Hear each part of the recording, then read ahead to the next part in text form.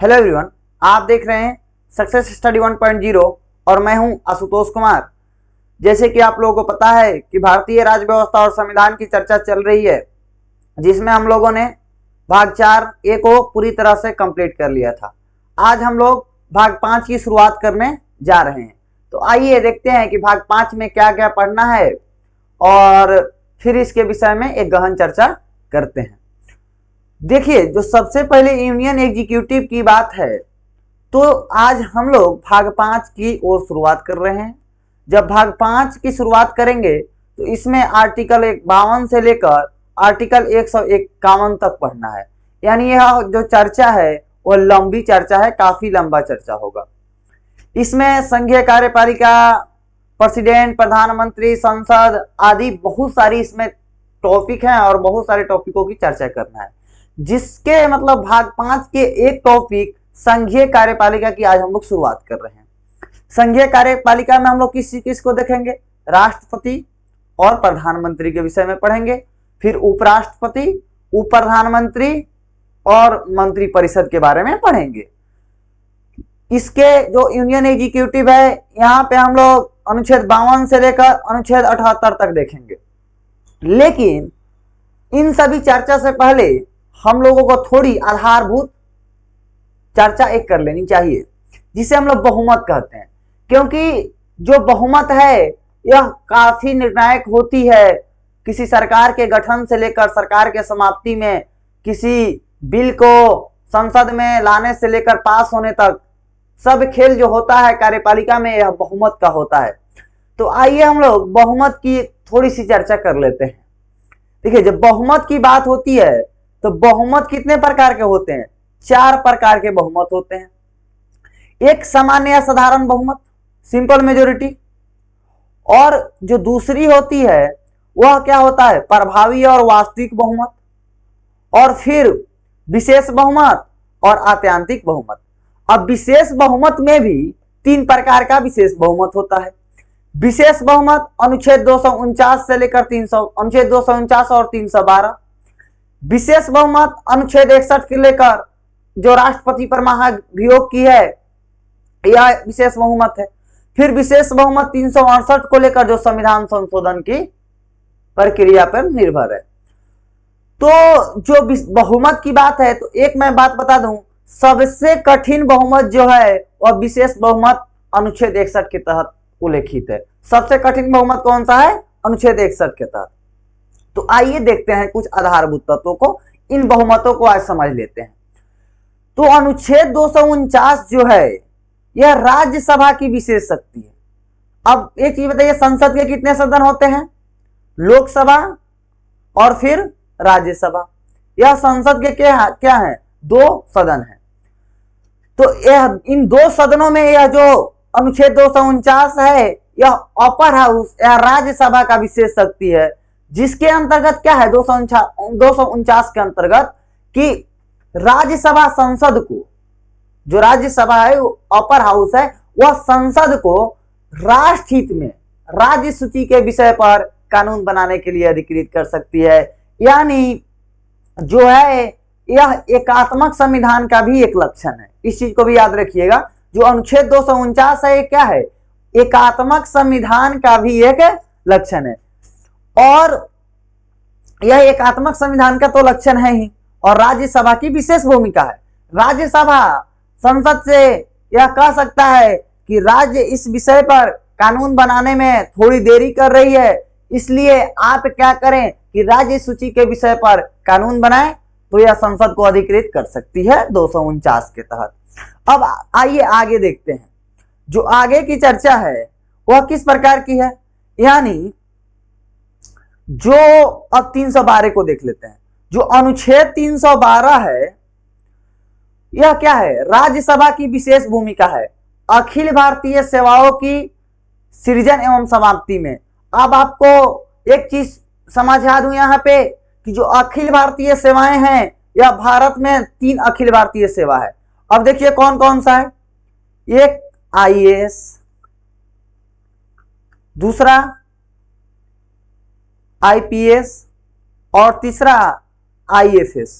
यहाँ IFS का मतलब आप लोग इंडियन फॉरेन सर्विस न लेकर इंडियन फॉरेस्ट सर्विस लीजिएगा, यानी भारतीय वन सेवा, भारतीय प्रशासनिक सेवा, भारतीय पुलिस सेवा एवं भारतीय वन सेवा। यह तीन कौन से हैं? यह अखिल भारतीय सेवा है। अब देखिएगा एक चीज, अखिल भारतीय सेवा में क्या होता है कि अखिल भारतीय सेवा का चयन से लेकर कैडर आवंटन तक, यानी आपकी सेवा शर्त से लेकर आपकी वेतन भत्ते तक सब कौन तय करेगा? केंद्र तय करेगा। और आप कार्य किसके लिए कीजिएगा? राज्य के लिए कीजिएगा। यानी एक तरफ से, और देखिए राज्य जो है वह कोई अनुशासनात्मक कार्रवाई नहीं कर सकता है अखिल भारतीय सेवा के अधिकारियों पे, बल्कि मुख्यमंत्री जी अगर ज्यादा आपसे नाराज होंगे तो आपको एक जिले से दूसरे जिले ट्रांसफर कर सकते हैं।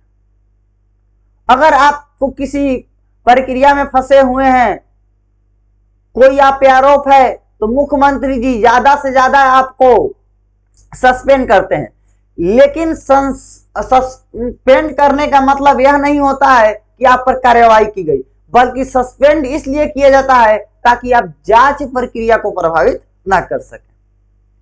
और अगर आप जांच में निर्दोष पाए जाते हैं तो फिर आपको जो बाकी जो सस्पेंशन के दौरान जो आपकी वेतन भत्ते हाफ हो जाते हैं वह पूरा जोड़ के आपको मिल जाएंगे।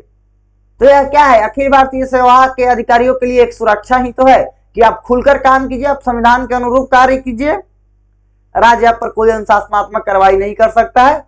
अनुशासनात्मक कार्रवाई कौन करेगा? तो केंद्र करेगा। तो राज्यसभा क्या है? राज्यों का सभा है। राज्यसभा में आपको पता होगा कि विधानसभा के विधानसभा और विधान परिषद के जो मेंबर होते हैं उनके द्वारा वोटिंग किया जाता है और वहां से चुन करके राज्यसभा में लोग आते हैं। तो यह राज्य की सभा है। तो इसके अनुसार से क्या है, ये अखिल भारतीय सेवाओं में भी एक अपनी विशेष भूमिका का निर्वहन करता है। अब देखिए बहुमत की जब हम लोग चर्चा कर रहे हैं तो बहुमत को देख लेते हैं। बहुमत का साधारण भाषा में क्या अर्थ होता है? बहुमत का साधारण भाषा में अर्थ यही होता है कि ज्यादा लोगों का मत, यानी अधिक लोगों का मत। अब जब बहुमत समझ लिए तो अब देखिए, अब हम लोग देखते हैं साधारण बहुमत को। जो साधारण बहुमत है, यह साधारण बहुमत का अर्थ है उपस्थित एवं मतदान में हिस्सा लेने वाले का 50% से अधिक। यानी जब संसद में किसी विषय पे वोटिंग हो रही है और उस बिल को साधारण बहुमत से पास होना है तो उसमें 50% से अधिक लोगों का जो मत होगा उसे साधारण बहुमत कहते हैं। अब एक चीज समझ लीजिए, यहाँ पे जो संसद के सभापति होते हैं ना, जिन्हें स्पीकर कहा जाता है, उनको हम लोगों ने बहुत शक्ति दे दी है। अब जैसे देखिएगा कि स्पीकर महोदय कहते हैं कि इस पे वोटिंग हो रही है तो इसमें आप लोग क्या करें कि जो संसद के सदस्य हैं जो इस वोटिंग के पक्ष में हैं वह हाँ बोले, जो इस बिल के विपक्ष में हैं वह ना बोले। जो लोग वोटिंग से बाहर होना चाहते हैं, यानी वोटिंग में हिस्सा नहीं लेना चाहते हैं, वह लोग अपने स्थान पे चुपचाप बैठे। और फिर जब देखते हैं कि हाँ बोलने वालों की संख्या अधिक है तो स्पीकर महोदय कहते हैं कि हाँ बोलने वालों की संख्या अधिक प्रतीत होती है, इसलिए इस बिल को पास किया जाता है। लेकिन आप अगर संसद के सदस्य हैं तो आप यह चुनौती दे सकते हैं सभापति को कि नहीं, हाँ बोलने वालों की संख्या कम थी, आप इस पर वोटिंग करवाई। तो फिर जो है सभापति वो बोलेंगे कि अब इस पे मत विभाजन होगा और फिर बोलेंगे कि जो संसद सदस्य हैं वह अपने निर्धारित स्थान पे बैठ जाएं। निर्धारित स्थान पे बैठकर हरा बटन दबाना इस बिल के पक्ष में वोटिंग माना जाएगा, लाल बटन को दबाना इस बिल के विरोध में वोट माना जाएगा और फिर ऑरेंज बटन दबाना अब्सटेन फॉर वोटिंग का संकेत होगा। तो क्या है, राष्ट्रपति जो सभापति हैं इनको यह विशेष भूमिका दिया गया है। तो यह आपको पता होना चाहिए कि संसद के अंदर अगर सबसे कोई अधिक ताकतवर होता है तो वह सभापति होते हैं। तो आ जाइए हम साधारण बहुमत को समझते हैं। 50% प्रेजेंट प्लस वोटिंग। आप जैसे मतलब मान लीजिए कि संसद में, लोकसभा में कोई बिल आया है और वहां पे कितने हैं, 545 संसद सदस्यों की संख्या है, और 545 में आपको उपस्थित है यानी प्रेजेंट टोटल 545 है सदस्यों की संख्या, प्रेजेंट जो है वह 380 है, और वोटिंग में कितना हिस्सा लिए, जो वोटिंग में है वह 370 लोग हिस्सा लिए। तो इस बिल को पास होने के लिए कितने वोटों की आवश्यकता होगी, इस बिल को पास होने के लिए कितने लोगों वोटों की आवश्यकता होगी, तो वोटिंग जो है 370 लोग दिए, तो 370/2 + 1 यानी कितना हो गया, बताइए अगर आप लोग कमेंट में, कितना हो गया।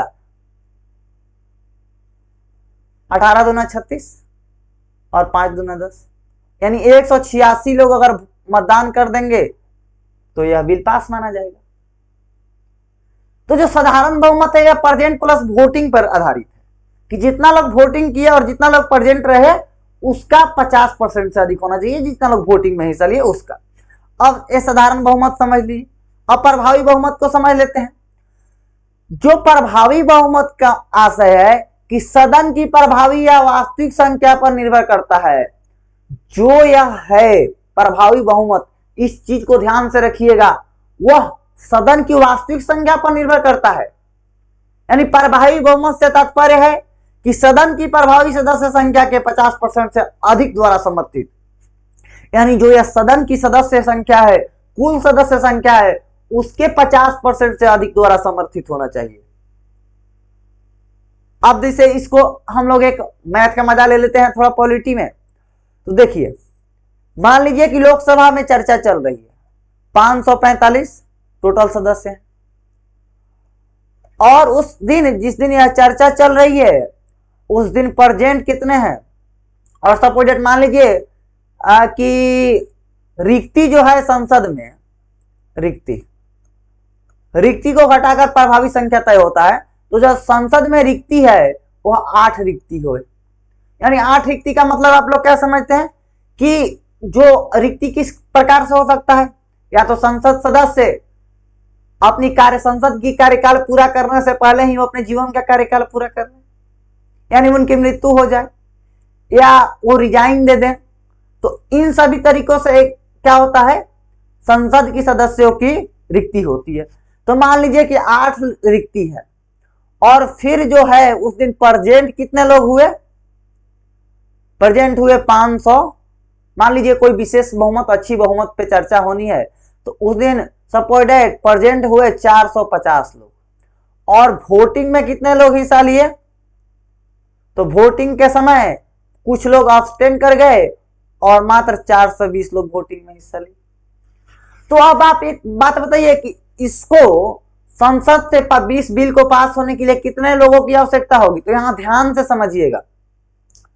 तो 545 में से आप 8 को घटा लेंगे तो कितना होगा, यानी 537। तो यह क्या है, यह संसद की प्रभावी संख्या। तो और यह क्या कह रहा है कि प्रभावी सदस्य संख्या के 50% से अधिक द्वारा समर्थित।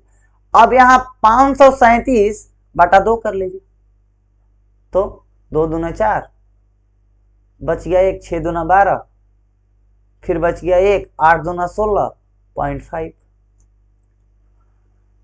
तो 268.5। तो अब संसद के सदस्यों को तो आप बीच बीच से फाड़ के अलग करेंगे नहीं, तो इसके लिए कितना सदस्य की संख्या होगी, यानी अगर 269 यानी 269 मेंबर अगर इस पक्ष में वोटिंग करेंगे, अगर कोई बिल है जो प्रभावी बहुमत से उसे पास होना है, तो उसके लिए 269 सदस्यों का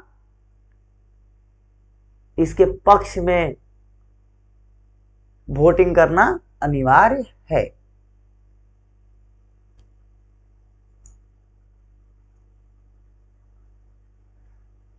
समझ रहे हैं ना? 269 सदस्यों को क्या है, उसके पक्ष में वोटिंग करना अनिवार्य है। अब आप लोग पूछ रहे होंगे कि यह अत्यांतिक बहुमत से कम हो गया। अत्यांतिक बहुमत जो है वह इस प्रकार से तय होता है कि वो संसद के टोटल स्टेट पे तय होता है, यानी संसद की कुल सदस्य संख्या पे तय होता है। और यह क्या है, प्रभावी सदस्य संख्या का 50% से अधिक होना चाहिए। तो प्रभावी संख्या कितना है, 537 है, तो उसमें हम लोग 269 हो गया। अब आप लोग प्रभावी बहुमत को समझ लिए, अब देखते हैं अत्यांतिक बहुमत को। अब देखिए, कोई भी सरकार जो है वह क्या करती है, कोई भी पार्टी जब आम चुनाव में हिस्सा लेती है तो वह अत्यांतिक बहुमत प्राप्त करने का कोशिश करती है। उस सरकार की, उस पार्टी की यह प्राथमिकता रहती है कि वह अत्यांतिक बहुमत का गठन करे। और जब किसी भी सरकार को अत्यांतिक बहुमत प्राप्त हो जाती है तो वह एक अस्थायी सरकार के रूप में अपना कार्यकाल का निर्वहन करती है, यानी अपना कार्यकाल पूरा करती है। बीच में संसद की जो सदस्यों की जो संख्या है, जब अत्यांतिक बहुमत कोई भी पार्टी प्राप्त कर लेती है तो एक प्रभावी और अस्थायी सरकार का गठन होता है। यह मान लिया जाता है कि अब एक अस्थायी सरकार देश में आ चुकी है। और अभी वर्तमान में देश के जो हमारे नागरिक हैं वह एक आत्यांतिक बहुमत और प्रभावी भूमिका निभा रहे हैं और तय कर रहे हैं कि किसकी सरकार होगी।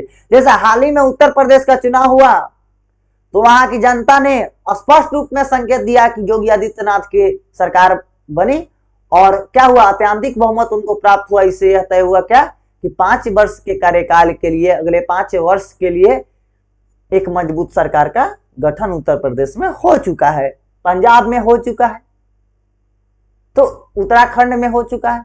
तो क्या है, जनता को यह संकेत भी देना चाहिए कि प्रभावी सरकार का गठन हो। तो आइए देखते हैं अत्यांतिक बहुमत क्या होता है। अत्यांतिक बहुमत का मतलब होता है कि सदन की कुल सदस्य संख्या का 50% से अधिक। अब जैसे मतलब मान लीजिए कि किसी बिल को अत्यांतिक बहुमत से पास होना है, तो यह बिल कहां आई है, लोकसभा में आई है।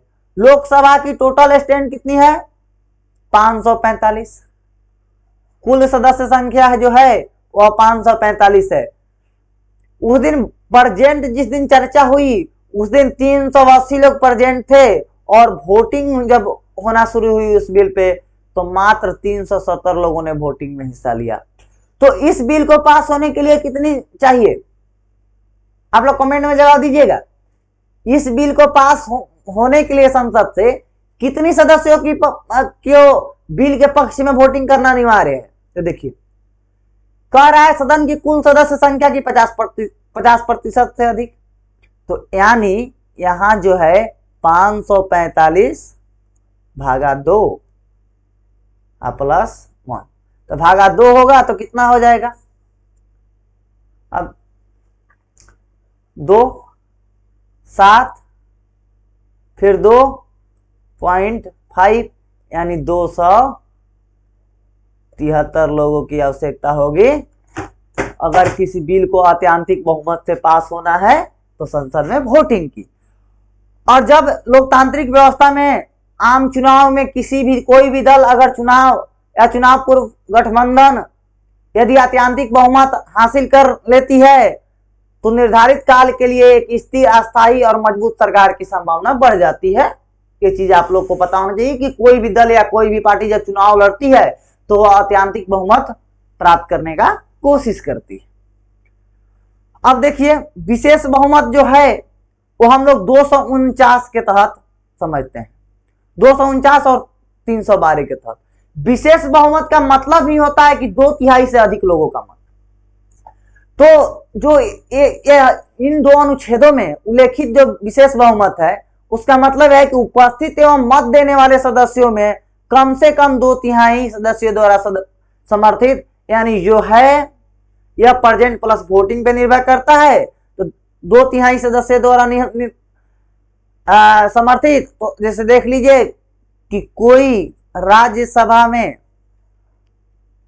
चर्चा चल रही है, जब राज्यसभा की टोटल स्ट्रेंथ लोकसभा का मानते हैं, लोकसभा के बड़ी है, लोकसभा में चर्चा चल रही है तो लोकसभा का टोटल स्टैंड कितना है 545।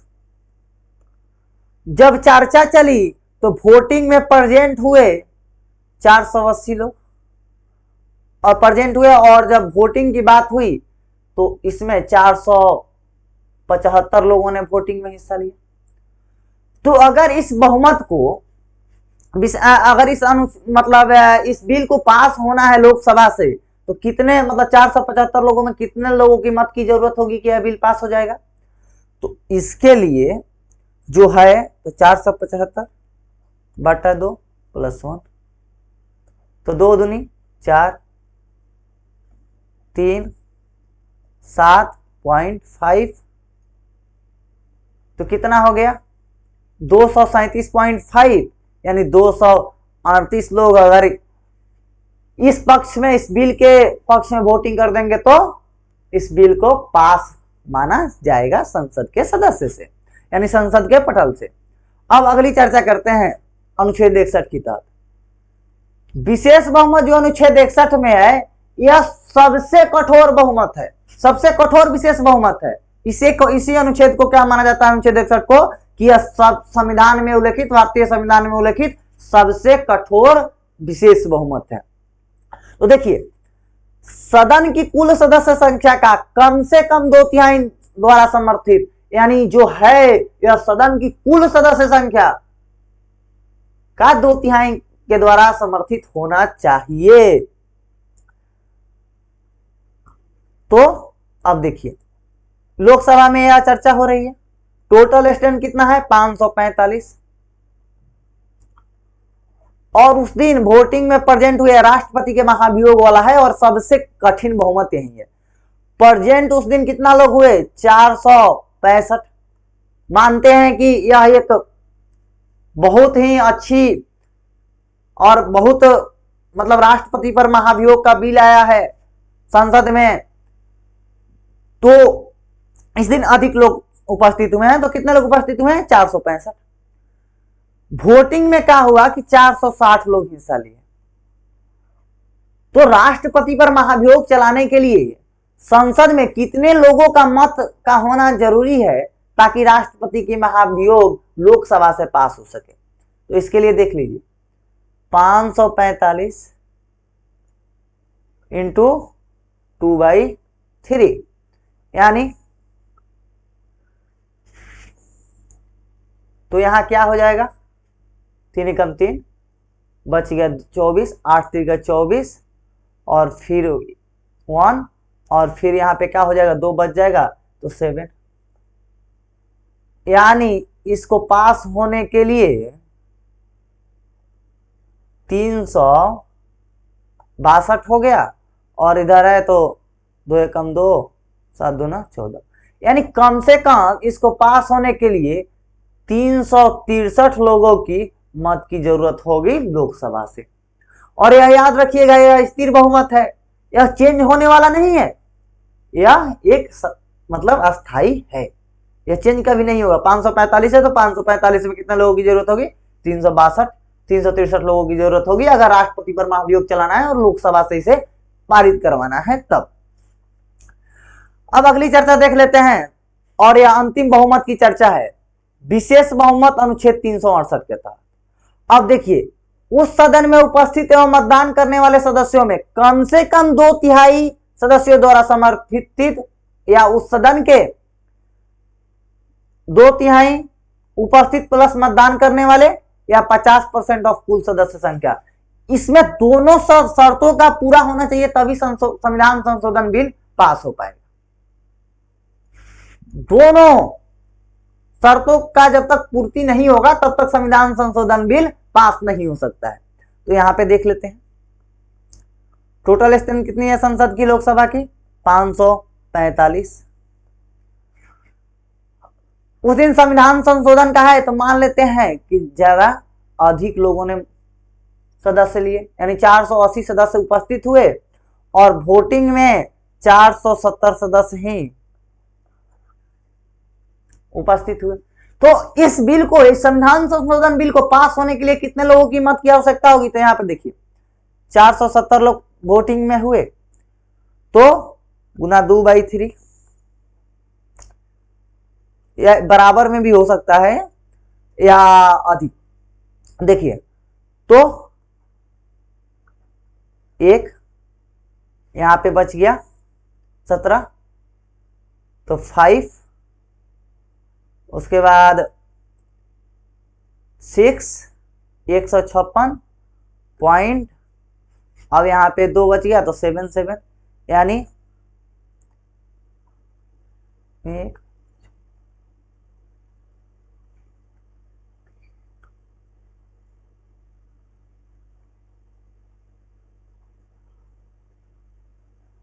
313.4 आ रहा है, तो क्या होगा यानी 314 लोगों की वोटिंग की जरूरत होगी। तो देखिए दोनों शर्त को पूरा कर पा रहा है कि नहीं। अगर लोकसभा में है तो 50% से तो अधिक है कुल सदस्य संख्या के, तो ये अब लोकसभा की 50% कितना होता है 273, 50% से अधिक कितना होता है 273, तो 273 से क्या है यह 314 जो है वह अधिक है। तो ये क्या हुआ, यह दोनों शर्तों को पूरा कर रहा है, तो यह संविधान संशोधन बिल पास हो जाएगा। तो आज की बहुमत की चर्चा इतना ही थी, मिलेंगे फिर नेक्स्ट क्लास में। अगर लेक्चर अच्छा लगा हो तो लाइक करें, शेयर करें और चैनल को सब्सक्राइब करें। मिलते हैं नेक्स्ट क्लास में। Thank you very much. जय हिंद।